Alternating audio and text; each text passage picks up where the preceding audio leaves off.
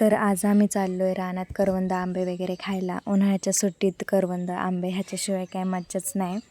तर आम्ही जाणार आहे जुन्नरच्या वरच्या साईडला. तर काय होतं ते बघूयाच आपण. तर ही आहे आमची पब्लिक.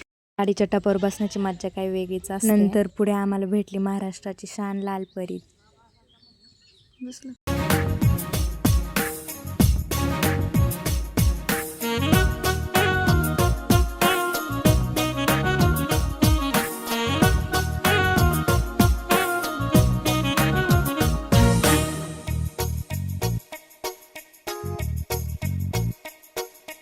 वाऱ्यावरती गंध पसरला नाते मनाचे, मातीमध्ये दरवळणारे हे गाव माझे.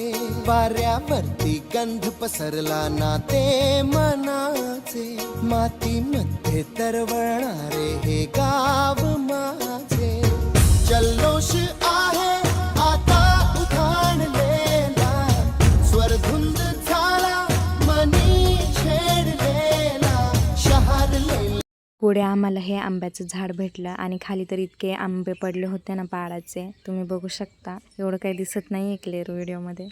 रानातल्या रायवळ आंब्यांना तर काही तोडच नाही आणि याचा नॅचरल कलर तर बघा. आणि हे खायला सुद्धा इतके चविष्ट दिसते. ते आहे हिरड्याचं झाड. हे अतिशय औषधी आहे. आदिवासी लोक हे हिरडे जमा करतात, त्याला नीट वाळवतात आणि त्याच्यानंतर याची विक्री केली जाते. आदिवासी लोकांसाठी हे एक पैशाचं झाडच आहे असं म्हणायला हरकत नाही.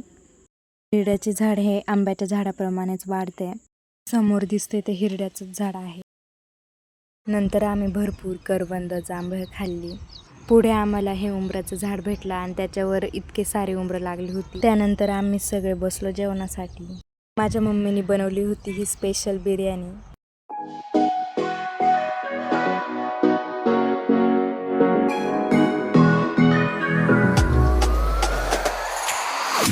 निसर्गात जेवण करण्याची मज्जा काही वेगळीच असते.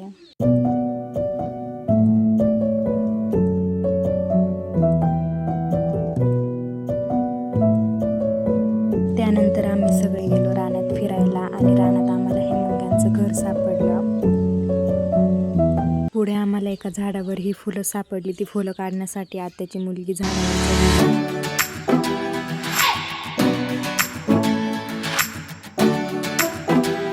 इकडे माझी मम्मी आंबे खाण्यासाठी फोर्स करत होती.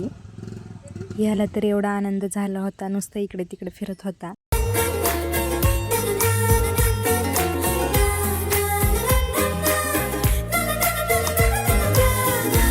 त्यानंतर आम्ही निघालो घरी जाण्यासाठी.